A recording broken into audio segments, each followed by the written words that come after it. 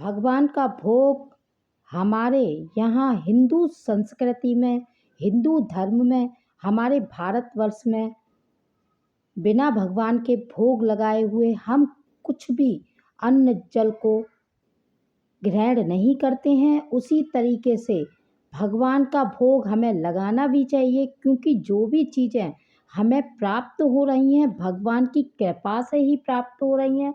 अन्यथा हमारी तो इतनी भी औकात नहीं है कि हम एक अपनी मर्जी से पत्ता भी हिला पाएँ। तो हम भगवान पर कोई एहसान नहीं कर रहे हैं कि भगवान हमारे भोग के भूखे हैं। नहीं, हम सिर्फ उस खाने को जो भगवान की वजह से हमको मिल रहा है सिर्फ उनको अर्पण कर रहे हैं, उसमें भी हमारा स्वार्थ है। क्योंकि जब हम भगवान को उस भोग को, उस खाने को जो भगवान की कृपा से हमको मिल रहा है उसको भगवान को ही अर्पण करेंगे, तो वह प्रसाद बनकर हमको प्राप्त होगा और उसमें भगवान का ढेरों आशीर्वाद हमको मिलेगा।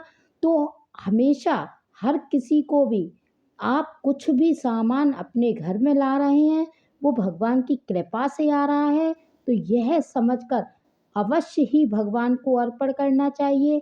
इससे क्या होता है कि वह प्रसाद में बदल जाता है और आपकी जो समस्त परेशानियां हैं, कष्ट हैं, समाप्त हो जाते हैं।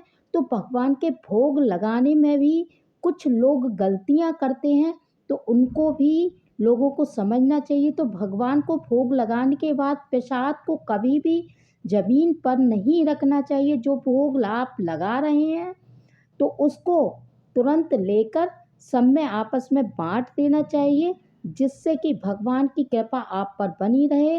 भोग को जो भी लगा रहे हैं आप भगवान की मूर्तियों के ज़्यादा पास नहीं रखना चाहिए। इसके साथ ही जब भी भगवान प्रसाद चढ़ाएं, आप भी भगवान के समक्ष आप प्रसाद रखें तो उसके साथ आप जल अवश्य रखें। प्रसाद को हमेशा आपको पीतल, चांदी, सोने या मिट्टी के बने पात्र में ही रखना चाहिए। अगर केले का पत्ता मिल जाए तो बहुत ही ज़्यादा शुभ माना जाता है। तो आप जो भी भगवान को भोग लगा रहे हैं अपनी श्रद्धा भक्ति भाव से लगाइए, फिर देखें चमत्कार।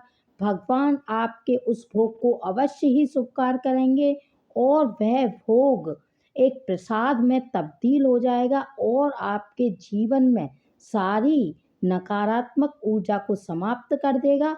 तो आप जब भी भगवान को भोग लगाएं बड़ी ही श्रद्धा भक्ति भाव से लगाएं और यह भगवान से प्रार्थना करें कि जब भगवान आप उस प्रसाद को खुद ग्रहण करें तो वह आपके जीवन में सारी परेशानियों कष्टों को समाप्त कर दे।